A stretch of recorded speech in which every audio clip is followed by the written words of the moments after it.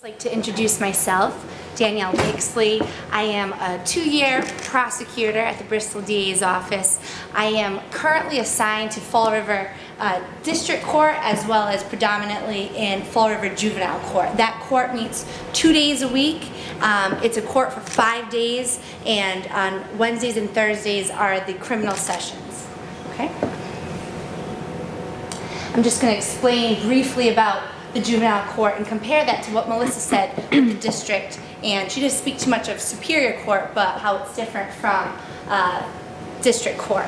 So juvenile court, it predominantly is delinquency proceedings. So juveniles charged with criminal offenses.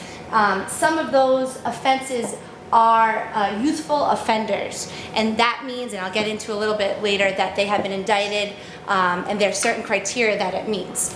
Also in juvenile court are care and protection cases as well as children requiring assistance cases. These two latter ones here are mostly civil proceedings. So the DA's office isn't involved in that. However, those cases are typically going on between the criminal cases on those assigned days. And care and protection cases, again, DA's office aren't involved in, but it's involving the Department of Children and Families, where it's basically custody issues involving children and parents. And children requiring assistance are cases, civil, where parents are able to go to the court and ask for services and help in regard to their juvenile possibly running away from home or not obeying home rules. However, that they don't mostly have a criminal record at that time. So just how it's a little different is that there's civil parts to it. Criminal proceedings, it's the same as district court. There's a judge, there's a prosecutor, there's defense attorneys, and sometimes there's a school representative present. They usually speak in regard to the care and protection cases and the child requiring assistance cases, and there's also probation too. So it's very similar to district court. And most importantly, as a prosecutor, I have to remember that it's a rehabilitative court. That's what's different than district court. The youth I mostly deal with are between the ages, I would say, from 14 to 18 years old, but you may see juveniles between the ages of 17 all the way to 18. Their delinquency charges, as I stated, they're criminal cases, and we have to view it as a court where the juveniles' brains are still developing. There's going to be nuances in the law in regard to that, and that the juveniles' brains are said to be developed at the age of 25 years old. But most importantly too, from the prosecutor's perspective, we want to look out for the juvenile, but we also want to look out for the victim as well. This is Mass General Laws 119, Section 52. Prosecutor had to add some law in there. Delinquent child, a child between the ages of 7 and 18 who violates any city ordinance or town or bylaw, or who commits any offense against the law of the Commonwealth. So it's important to note that a juvenile, after trial, they are looking at a delinquent versus a not delinquent. And that is consistent with a guilty finding in district court or superior court. However, delinquents are still not considered convictions on the record, and that's the best part of juvenile court, is that a delinquent finding is not a conviction. Typical cases that I see mostly in juvenile court are school offenses, and I see assaultive behaviors. Typically, I see assaultive behaviors on family members. It's usually a juvenile assaulting a mother, pushing a mother. Recently, a case that came in just 2 days ago was a juvenile who wanted to leave home, speak with her boyfriend. She's about 16 years old, had no prior record, and she just told her mother to get out of her way. She pushed the mom, mother called the police, now the juvenile has a record. What do we do? I'll explain a little more what we did. We diverted her. In regard to drug-related offenses and firearm offenses, we don't see as many firearm offenses in the juvenile court. However, in Fall River, we're starting to see it's starting to increase those type of charges. Drug-related offenses, typically we'll see Class D, which is marijuana. See a lot of those. We see a lot of fights and armed robberies based on marijuana. A couple here and there, we've seen heroin users. But besides that, again, it's Class D. Now, I spoke briefly before about youthful offender charges in juvenile court. What that means is that a juvenile to be indicted as a youthful offender has to meet the following criteria. They have to be between the ages of 14 and 18 years old at the date of the offense. The charge has to be a felony, and what that means is it's punishable by state prison, so it's not a misdemeanor. And the third part of the YO elements is that the juvenile can either be one of the three.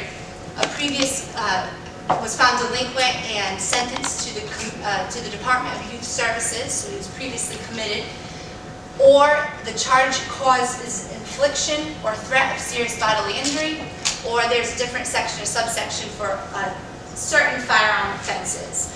Typically, when a juvenile is indicted in our office, it's usually under the second prong here. It's mostly causing serious bodily injury, so it's a lot of stabbings, armed robberies, assault and batteries causing serious bodily injuries. Juvenile sentencing options. So there's different options where a juvenile can be sentenced to. As some of you are aware, diversion. This is important because this is something that's only offered in juvenile court in the Bristol County DA's office. And basically what it means, for those who may not know what diversion, it means that the charge will be dismissed prior to the arraignment. That means the charge is never entered on the Board of Probation record, the juvenile's BOP, and the juvenile has never has to admit to the offense. We next typically see pretrial probation. These two are predominantly the sentences that are issued in Fall River Juvenile Court. We see pretrial probation, which at the end, Melissa spoke to that. It kind of the file sits on a shelf for a period of time.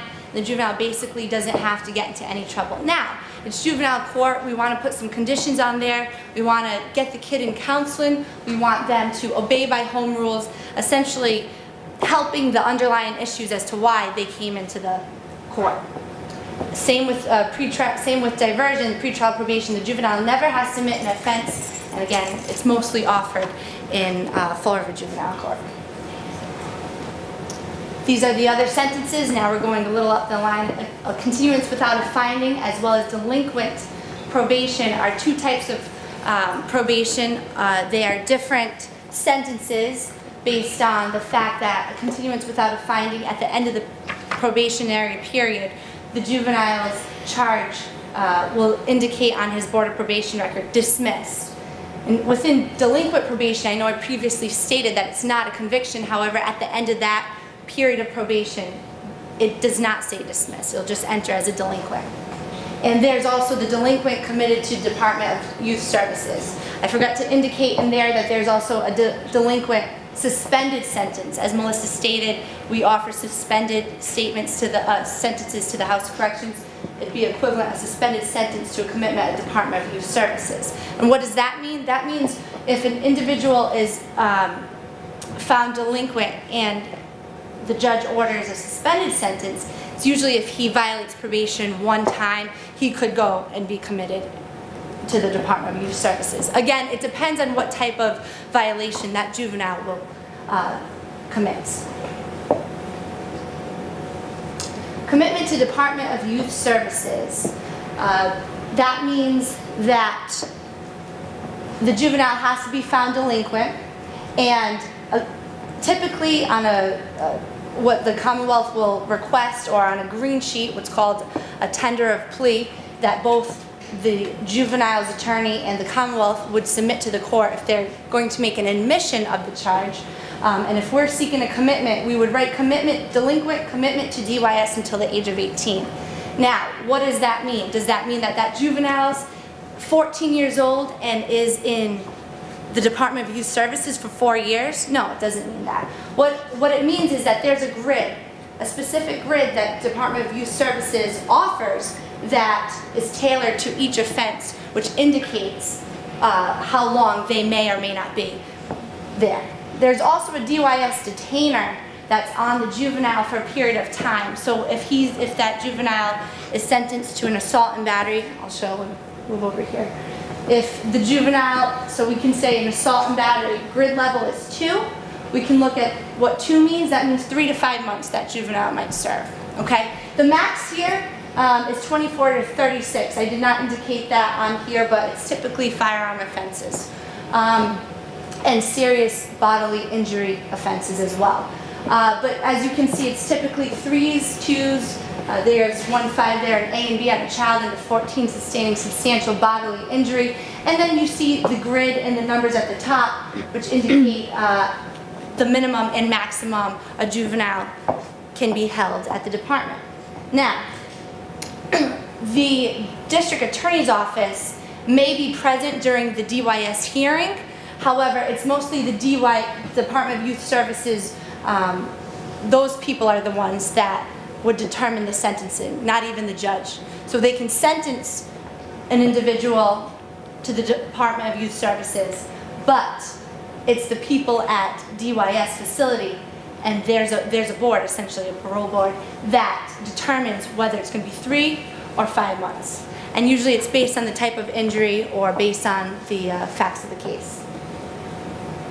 I did have a juvenile. She had a 4-page record. It was a trial where she threw a rock at another individual, and that it sounds like just a rock. It was actually a large piece of asphalt, and she threw it in front of 2 little children. The juveniles were both the age of 14, the victim and the juvenile, and the victim had to go to the hospital, and she had stitches, and essentially it was an assault and battery causing serious bodily injury. So it wouldn't be the A and B on elder, but it was causing serious bodily injury. So essentially defense counsel tried, it was after trial, she was found delinquent after a jury trial, and the defense counsel tried to make his pitch and say that she didn't sustain serious bodily injury, even though that was the charge. So he was looking ahead to see if the judge would indicate essentially on his sentencing what type of injury that really was, and the judge basically said he had no discretion on that, and it would be up for the board of DYS to determine what type of injury it was. I later spoke to the defense counsel about that, and she was sentenced for 3 months. So our offer, like I said, our office offers a diversion program, and it's important because it's an opportunity to protect the juvenile's record. Okay, successful completion of what we have, a contract, means a dismissal prior to arraignment. Okay, these are typically offenses that don't include victims, and it's important to note, that even if they do include a victim, we can still meet with that victim and still see if they'd be inclined to essentially allow the juvenile, or permit the juvenile to be in the diversion program. Okay. The community service, an essay, and a 10-school daily are typical conditions. We right there, I'll show you on the next slide, is a typical contract that we have the juvenile sign with a parent present. There are additional programs that are offered as sometimes a condition instead of community service or an essay, and that's the Marijuana 101 online program, a driver safety course, a shoplifting program, and these type of charges are essentially the disturbance school assembly, a resisting arrest, shoplifting charges, and some assault and batteries, especially if it's on family members. This is a typical contract. The contract top parts basically state that the juvenile will not commit any other offenses. They're not giving up any rights to a trial. They're not making any admissions. They're not even stating that they did any part in this crime. We just want them to write an essay, complete some community service hours, and attend school. I just wanted to read this essay to you because I just received this from one of the juvenile diversion candidates who's actually completed the program, and her case was dismissed prior to arraignment. And she was charged with negligent operation of a motor vehicle and assault with a dangerous weapon, which assault with a dangerous weapon is a felony offense, and the victim was her sister. And she was fighting with her sister. She backed her car up into her sister. She hit her sister's car, and she was charged with negligent operation. People were on the road at that time, as well as assault with a dangerous weapon, because the car was the dangerous weapon. I did see these two sisters. They were twins. It's a sad story. They went to court. They tried to obtain a restraining order against each other. Mother was present, and mother was there on both of their behalfs and was gung-ho about it, and the judge said, absolutely not. I want to see you two work this out, and it's too early in life to get this on your record in regard to the restraining order. Usually the Commonwealth is not present during civil hearings like that. I was there that day. I heard that, and I think that was a great decision by the judge. But I received this. She was arraigned. Not arraigned. She came in with the charge in, I want to say, September of 2015. Typically, we give a 4-month date for completion of the 25 hours community service, write an essay, and if there's an online course to complete that, provide it to our office.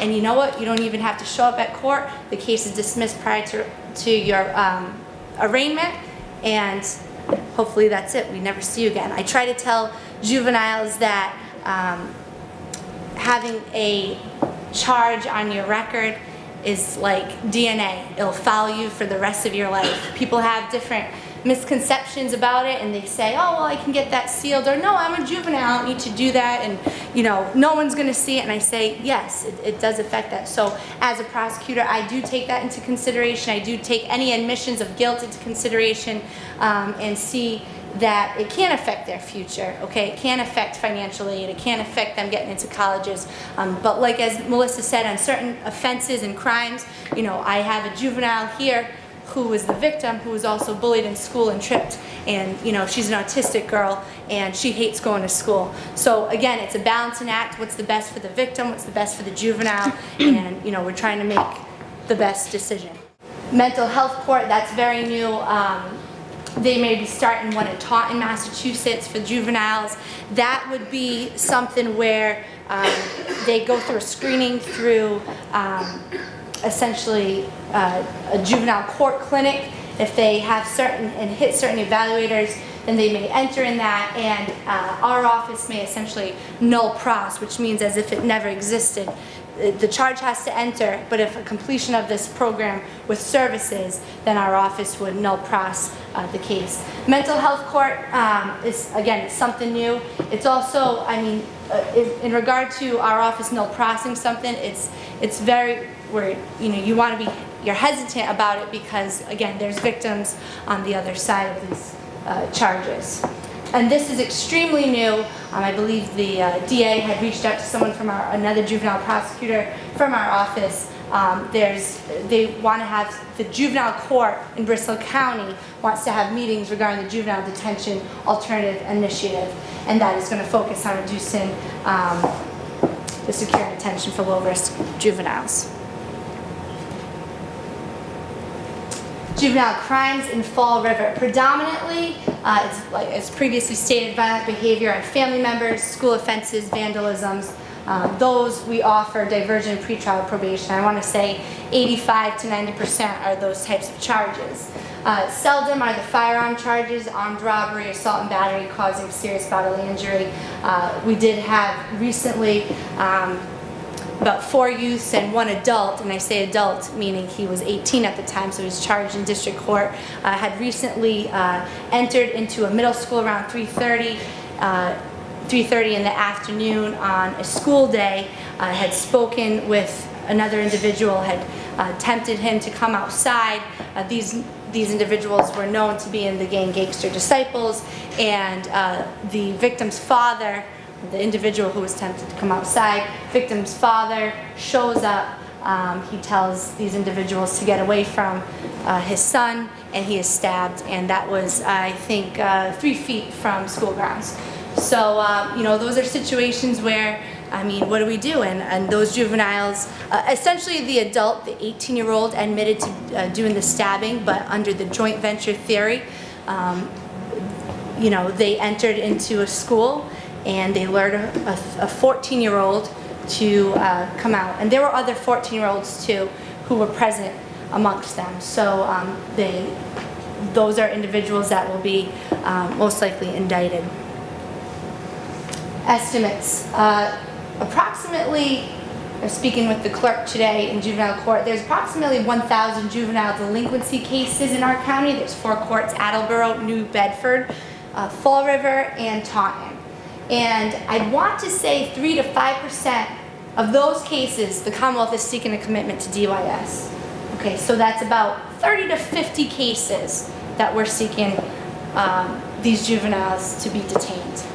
And around 2 to 3% are committed, because just because we want something and we're asking the judge and stating our reasons why, predominantly because of a safety reason for the community or the injury that the victim sustained, sometimes the judge says, no, I am giving him a chance. I'll put him on suspended sentence, but he can go back into the community. Well, here's some probation conditions. And those are about 2 to 3% are committed in this county, and that's including the YOs, what I just spoke of. So in Fall River, there's probably right now maybe 8 youthful offender cases that exist, and there's ongoing always 150 at one time, always flipping and coming in. And I just wanted to share my story that I'm 2 years into the job. I do love what I do. I think it's a great court where, I can speak with victims, I can speak with youth, but also we can look to help out the juvenile and see what we can do. And we're all working together. And I think it's a court where it's a chance to make a difference. So thank you, everyone, today. Appreciate it.